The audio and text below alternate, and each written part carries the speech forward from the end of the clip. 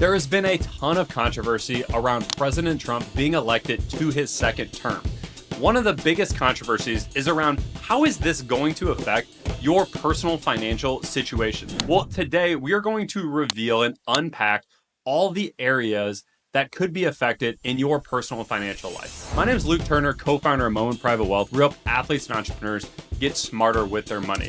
Let's dive into today's video where we are going to talk about the 3 big ideas that President Trump is pushing as he gets inaugurated into his first year of his second term. The 3 big ideas today. Number 1, taxes. I've never met anyone who wants to pay more in taxes, but today we are going to look at what are those taxes that you need to be looking out for now that Trump is the president. Number 2, tariffs. Are they a big deal? Are they going to affect you? We're going to unpack all of it today. And number 3, how is this going to affect your personal financial situation? So we're going to look at some broad topics to help you better understand what are things that you should be doing to maximize your financial life now that Trump is in office. If you want to skip around in this video, those 3 sections are going to be timestamped below in the description. Let's go ahead and dive right in. Number 1, biggest thing that we get asked about is taxes. Everyone wants to know how they can lower their taxes. So the 4 things that you need to be looking out for as Trump rolls out some of his proposals in this first year of his presidency are 1, the personal income tax rates. Okay, so as we looked at personal income tax rates in our previous video, one of the things to be mindful of is that with those personal income tax rates, we are expecting that they are continue to increase the amount in each one of your tax brackets, which means that you are going to pay less as an individual taxpayer. They're also expecting to continue increasing the standard deduction, which again will lower your overall taxes for the majority of personal income taxpayers. Number 2 is business taxes. So 2 types of business taxes we need to be mindful of. One thing to keep in mind with anything Trump does is that he's very pro-business. What that means is that he wants more money staying in the hands of business owners so they can reinvest into the economy. One of the ways that he does that is by providing incentives for business owners to pay less in taxes. This is one of the things that we specialize in at Moment. And as we look at the first year of Trump's presidency, we are expecting that some of the big changes he made in his last presidency to continue staying in effect. So more to come on that, but business taxes are expected to go down, which in turn should help you pay less in taxes if you are a business owner. Number 3 is looking at estate taxes. So we look at estate taxes. This is simply the tax that you pay when you die. Fortunately, most people are not subject to this tax. Right now, if you have less than $13 million approximately of net worth, you do not have to pay this tax. But if you have over $13 million of net worth, you are subject to approximately a 40% tax on all of your assets, which seems outrageous, but it's actually the highest it's ever been as it relates to that $13 million number. With Trump in office, we are expected to have that number stay the same, if not increase. But there are some things that actually have to get passed in order for it to stay at that $13 million number. If you're in that boat, you should be happy Trump is elected because it is likely to stay the same or increase, which again, should lower your taxes. Lastly, looking at capital gains taxes. So capital gains taxes, as a refresher, is simply the tax that you pay when you buy an asset for one price and you sell it for a higher price. Typically, these capital gains tax rates are lower than ordinary income tax. As an example, the highest ordinary income tax rate is 37%, whereas the highest capital gains tax rate is only 20%. So anytime we can push things to long-term capital gains rates, we are going to typically get a reduced tax. With Trump being elected in office, we are not expecting the large jump that the Biden administration or Harris administration was talking about, which was potentially increasing that number from 20% all the way up to 44%.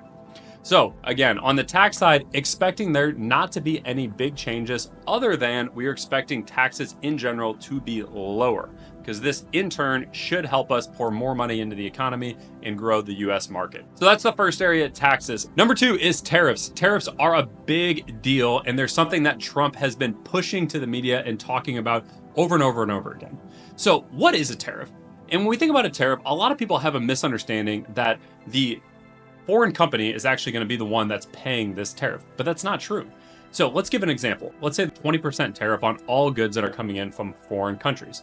So let's give the example that China is selling a good to Target for $10. Well, when that good comes in, if there's a 20% tariff, instead of that good costing $10 for Target to buy it, it's now going to cost them $12 because they're going to have a $10 good, a 20% tariff is an extra $2, which gives us a total cost of $12. What does this mean for the US consumer? Well, what this means is that now that price is going to be higher in the store. So when you walk into Target, maybe that good was originally going to cost you $18 to buy, and now Target's saying, well, I had to pay a $2 tariff. So now they're going to be in a position that maybe they're going to sell that good for, call it $22. So your overall cost has gone up for any goods that you're buying that are being imported in.